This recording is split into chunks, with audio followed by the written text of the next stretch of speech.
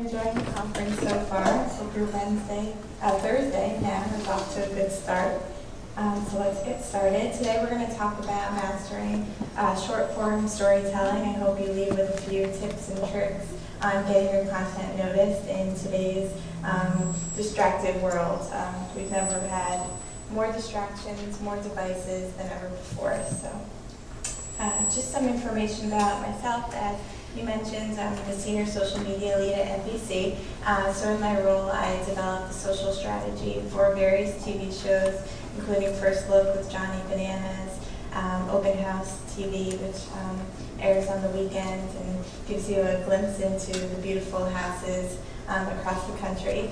I also work with talent, including Jay Leno, Johnny Bananas, on enhancing and optimizing their social strategy and their presence online, as well as looking into analytics, of course, working with the platforms themselves on making sure we're using the platforms to their fullest and beta testing new features. And before this, I led the social for Audi and LG Electronics. So now why we're here, just some facts to start. In the year 2000, humans had an attention span of 12 seconds, which already sounds short. And as you might imagine, today it's worse, 8 seconds. So just to put that into context, some scientists did a few studies and found that goldfish have longer attention spans. They have 9 seconds. So we're currently worse than goldfish. I'm not sure how they're studying this, but a fact is a fact, and we'll leave it there. So what's causing these short attention spans?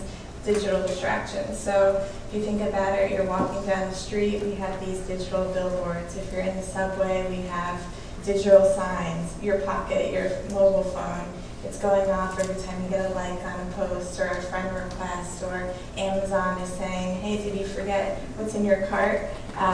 So never Netflix. You want to continue watching, we're being bombarded with these digital distractions, and it's never been worse. So I'm curious, this is my friend Johnny Bananas. Does anyone remember the last ad that they saw? What was the message? Who was the brand? Might take a minute or two. On the subway, on your, one.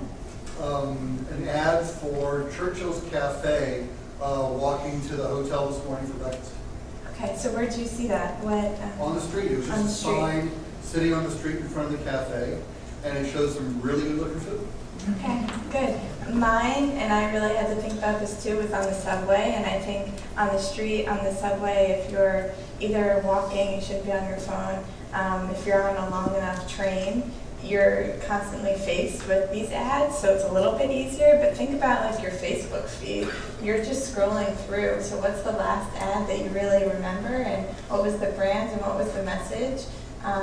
As a TV marketer myself, not only do you want your TV show's name to be remembered, but you want the tune-in date, the time, and then whatever the actual content is. So just something to think about, and now I'm definitely more mindful when either I'm on the subway commuting and looking at the ads, or just in your Facebook feeds and Instagram feeds. But so we're flooded with these feeds, and it's not only one platform now. Now we're on Instagram, IGTV, Instagram Stories, and that's just Facebook and the IG conglomerate itself. So think about YouTube, you get it. Not only are we flooded with feeds, but we have these digital distractions, and we ourselves, our attention spans are so short that we're switching media platforms 27 times an hour, almost every other minute. So there's the mobile, distraction, and you are trying to create this beautiful content for mobile, but likely it's being skipped. And this is called media hopping. So we're jumping from Facebook, and now we're on Instagram. Now we're back on Twitter. We've got our news. Now we're back on Instagram. So how are we standing out when we only have 3 to 6 seconds? So that's where thumb-stopping content comes in. Has anyone heard of this? No, it's kind of a trendy buzzword these days, but thumb-stopping content cuts through the noise of what everyone else is posting to capture the attention of consumers. So it's high quality, it's beautiful, it's timely, and maybe most importantly, relevant. So we'll go through these and talk about making every post count. So one of the parts of a thumb-stopping piece of content is humor, of course. I think this is a great example. This was HBO on Instagram promoting their The Inventor documentary that they made about Elizabeth, which was, I thought, it stood out to me as I was going through my feed, and it's not just a blatant ad for The Inventor. They could easily post a photo of Elizabeth or Theranos and the date and time, but I probably wouldn't remember that, or I'd scroll right by it. But by making me laugh, that almost stayed in my mind more, and it's been proven that humor stays with people more than just your average marketing post. Another element is color. This is an example of Refinery 29's Instagram feed. I think they do a great job standing out and staying true to their brand. Every time I'm scrolling through my feed and I see a quote card in this style, I know it's from Refinery 29. There's a lot of studies that have been proven to link color and marketing and the impact of color. I was at Carson Kressley's house 2 weeks ago for our show Open House, and he actually has a pink bathroom, which is fitting if you know Carson Kressley and his personality, but he made it bright millennial pink because there is psychology that has found that pink makes people happy, and he wants to get ready in a nice pink bathroom and then go out into the world and be happy. So there is psychology behind this. So think about color. Nike does a really great job. Apple, of course, it's like clean black and white. Audi as well. When you think T-Mobile, you think hot pink. So think about using color in different ways. Another one that we mentioned in creating thumb-stopping content is relevancy. This is the Los Angeles County Museum of Art. If you can't read it, it says something about when none of your friends want to dress up on Halloween with you. They do a great job at making art relatable, and you might just think, oh, it's a museum, I'm not going to follow them, but they're one of my favorite accounts to follow because I'm constantly like, yes, I agree with that. And it's art, it's old art, but they do a great job at keeping themselves relatable. Can you repeat the name of the museum? Sure, Los Angeles County Museum of Art, LACMA. Obviously, I'm a big fan. Nat Geo, of course, I think they're the holy grail of social, and they have the most beautiful imagery, but for a company that's been around for more than a decade, they have certainly embraced social, and it's anyone, we can all post a beautiful, even if it's Shutterstock, our iPhones take great photos, but what they do with social is they post it and then they include a caption from the photographer that really makes you feel like you're there. And there's a whole trend actually in mega captions, it's called, so a lot of bloggers are also using Instagram as almost a journal, and they're telling their story through their Instagram feed. So I think beautiful imagery is another way to create thumb-stopping content. Another part of this is YouTube, which you don't want to forget about, and optimizing your thumbnails and titles. It's a big thing that we're focusing on right now at NBC. The late night shows they have probably the best YouTube channels. If you're looking for inspiration, they do a great job at creating custom thumbnails, and their titles are all spot on. And that really helps with being discovered on YouTube and getting in the holy grail of the right rail on YouTube and recommended videos. So 90% of the best performing videos have custom thumbnails. So on the right is an example of this. It's the same piece of content as How to Bake Like a Pro, almost the same title. The top one has 319 views, the bottom has 12 million, and really the only difference, besides length, it looks like the top one is 1:30, the bottom is 7:36, but the key takeaway here is what would you rather click on if you're scrolling through your feed or you're even on desktop, which one are you going to click? I want to see that I can make that beautiful cake on the bottom. It takes a little more effort, but it really helps with your search and being discovered, and then YouTube promoting your channel as a whole. And then also your title, don't forget about that. YouTube has consistently told us #1 priority is your thumbnail. We're visual, but they should work together, and I think they can. Your thumbnail should be just a piece, and then your title should kind of give you an insight into what am I going to be seeing here. It also shouldn't be misleading or too clickbaity, as they say. So here are a few examples of optimizing per platform. So as I mentioned before, I used to work at Audi and I manage their social, so I might be a little biased, but I think they do a great job on their Instagram feed. It's curated. They don't have to they never are going to try to sell you something. It's all about the car and artistic photos. They're never going to give you an ad, really. It's just this beautiful photography, and that's what I want to see as a consumer or a fan of the brand. Meanwhile, their YouTube channel, it could use some help. If you see one of these, the logo thumbnails, I'm just going to keep scrolling. I mean, that title would have to do a lot of heavy lifting if I'm going to click on it, especially when we only have, now, our attention spans are, 8 seconds? So the video is going to have to start with some great action for me to stay around and watch the whole video. Joe Biden's Instagram, I think everyone is familiar with the collage feature that was around. It's a little outdated these days, and I think this is a great example. I included it is when you put design before user experience. So it looks beautiful, here it is, but think about when you follow him and you're going through your feed and you're getting an N, you're getting a B, you keep scrolling, you're getting an IDE. And these are just a few of the responses for this, that it's important when you're working in social that the right people are behind the social team, or you don't let design come before user experience and thinking it all through. Nat Geo, as I mentioned, I think they're the holy grail of social. They really do a lot right.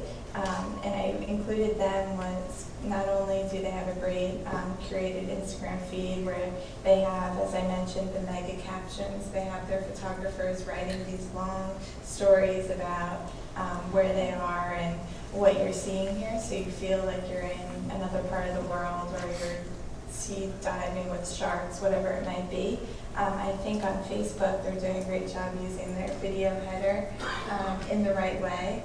We try to use it when it's relevant at NBC, and then also they're going live, and I think a lot of people just want to go live for the sake of going live, but it has to have a purpose, and their series where they go live with their photographers and videographers are something where people actually tune in and they make it a point of watching wherever they are, if it's a safari.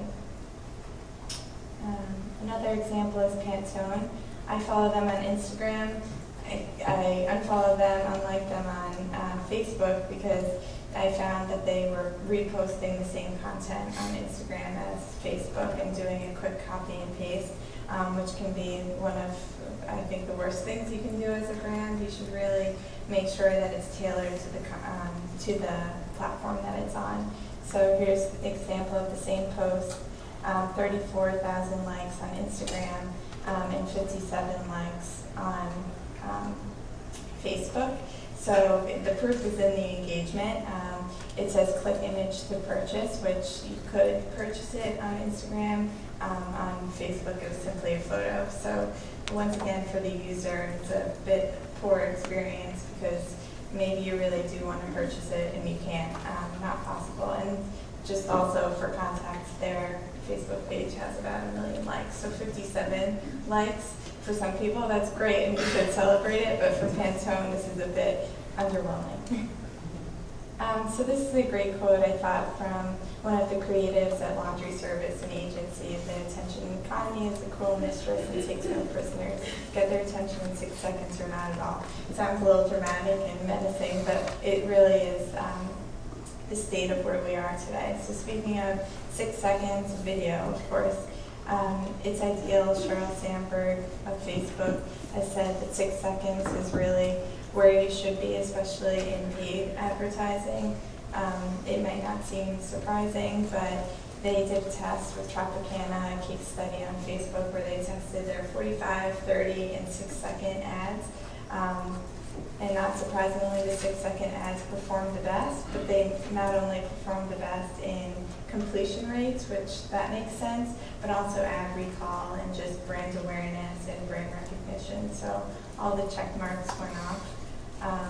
And I put an asterisk because then again, think YouTube, and YouTube is telling at least us the complete opposite. Like 7 to 10 minute pieces of content, 3-minute things are too short, and all of our executives are like, wait, you're telling us 6 seconds, and now you're telling us 3 minutes is too short. So what's the deal here? But 6 seconds when you're thinking Facebook, and we've also used this on Twitter.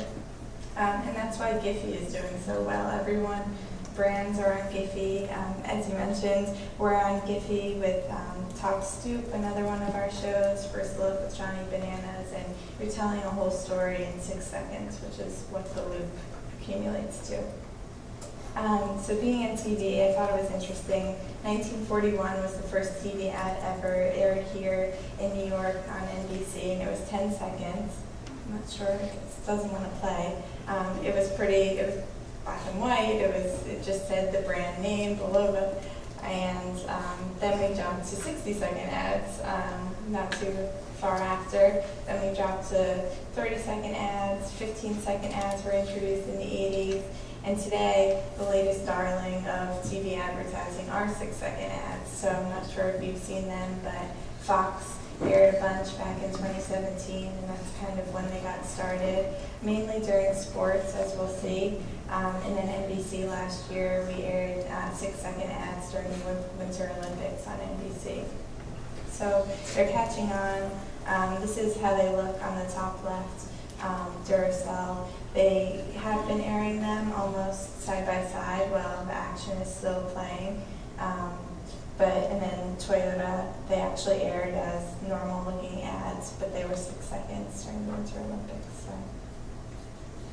And also keeping in mind with video, the latest trend has been, especially in the movie industry, is teasers within trailers. So has anyone seen a teaser before the trailer on social? Let's see if it'll play.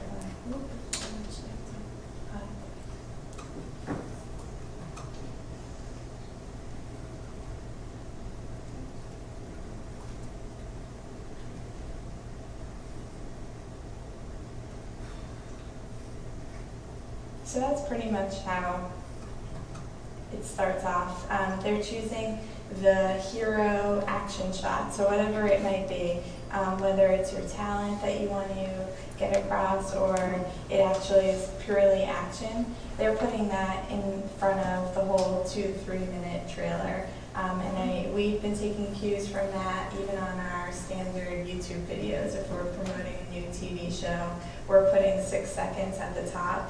That is what we want you to remember or take away, and if you are so interested, you'll keep watching. Most people don't even notice that they're seeing this because the 6 second goes by so quickly, and either you're interested and you keep watching, or you're not and you keep scrolling. Some eagle-eyed people have been complaining about it, but most people don't even know what they're seeing. And I think it's interesting, the New York Times put out an article about this because the Avengers, I didn't see it, I'm not really interested, but it's a 3-hour movie or so, I've heard. But so how do we have the attention span to watch a 3-hour movie, but on the other end, we don't even have time to watch a 6 second ad, or we're not interested? But I think it's a great point because you put what you can, try to sell it in those 6 seconds, and if you're interested, hopefully you'll stay on, and the true fans will watch the whole trailer, and if not, you've tried and you've put your 6 seconds at the top.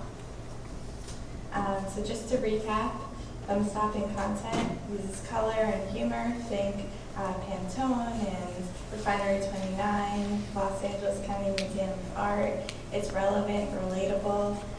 Chase, a few weeks ago, tried to be relatable. I'm not sure if anyone saw this on Twitter. I see a few nodding heads, but they put out a meme about saving money and how about like when your bank account is in the red and you've overdrawn too much money, and there was a huge backlash for it. So for Chase, it might not be the best way to be relatable. It doesn't work for all brands, but McDonald's and a lot of the fast food companies, they do a really great job of being relatable online. So you just have to think about your voice. And Audi is very snarky and a little bit uppity on social, but that's what they're known for, and that's what you expect with them, luxury car brands. It's platform specific. Make sure you're optimizing per platform and you're not telling someone that they can click and purchase something when they can't. That'll make someone more mad and probably resent your brand more. Think 6-second videos, GIFs. It has action, talent. And I think this is a great quote to leave you with. Think of your story like a joke, distill it down to the punchline. So what is it that you want them to take away? And that's it. Thank you.